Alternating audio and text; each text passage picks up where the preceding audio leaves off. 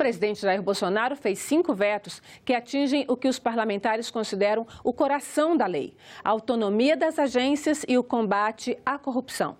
Ele vetou artigos que tornavam obrigatórias a prestação de contas dos diretores das agências ao Senado Federal, a quarentena de 12 meses entre a saída de um executivo de uma empresa do setor e a entrada desse mesmo executivo para a agência reguladora, que seria responsável por esse mesmo setor, a proibição de recondução dos dirigentes, a autonomia orçamentária e a implantação de uma lista tríplice para a escolha dos candidatos a presidentes das agências. Aqui mora a principal confusão. Bolsonaro entendeu que a lista tríplice seria feita por parlamentares, quando, na verdade, a lei previa que a lista seria elaborada por uma comissão criada por ele mesmo, Bolsonaro, o presidente da República, que selecionaria 3 candidatos tecnicamente habilitados para a função e entregaria os nomes a ele para escolher um. Seria uma espécie de comissão de caça-talentos, como existe, por exemplo, no Chile. Ela analisa currículos, entrega os melhores nomes ao presidente. Essa explicação foi dada pela senadora Simone Tebet, uma das relatoras do projeto, que subiu à tribuna para pedir a Bolsonaro que não vetasse a medida. Tebet chegou a afirmar que a equipe jurídica do presidente o teria levado a um equívoco e induzido a erro na decisão dos vetos.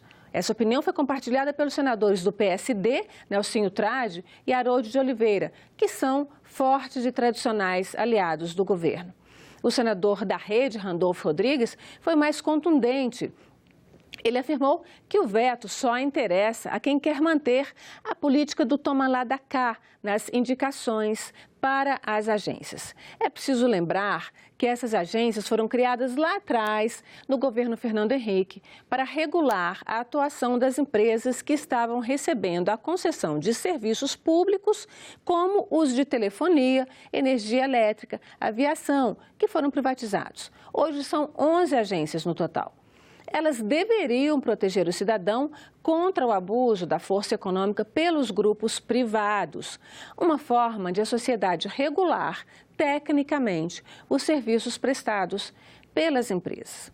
Mas, como disse recentemente o ex-presidente do CAD e um dos criadores das agências, o advogado especializado em direito da concorrência, as agências foram capturadas pelas empresas que deveriam regular e hoje são subservientes a elas.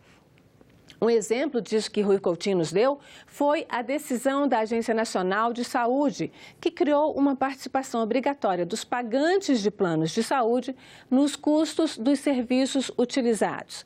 Essa decisão foi revogada pelo Supremo Tribunal Federal. Um outro exemplo é a questão da cobrança pelas bagagens, que foi autorizada pela ANAC, a agência responsável pela aviação civil, com a justificativa de que reduziria os preços das passagens. Mas, na verdade, os usuários se viram pagando pelas bagagens e com passagens ainda mais caras. Teoricamente, as agências são vinculadas aos ministérios dos setores nas quais elas atuam, portanto, são vinculadas ao governo, mas elas não são subordinadas diretamente a ele. E isso incomoda o presidente Jair Bolsonaro. Mas elas não são subordinadas exatamente para manterem a independência política dos ocupantes do poder e protegerem os cidadãos, às vezes até mesmo contra ações dos governantes. O marco legal reforça essa posição das agências, mas os vetos do presidente Jair Bolsonaro colocam agora, legalmente, as agências reguladoras no colo dos empresários dos setores que elas regulam ou deveriam regular e deixam completamente abertas a toda sorte de indicação política que ele tanto dizia ser contra.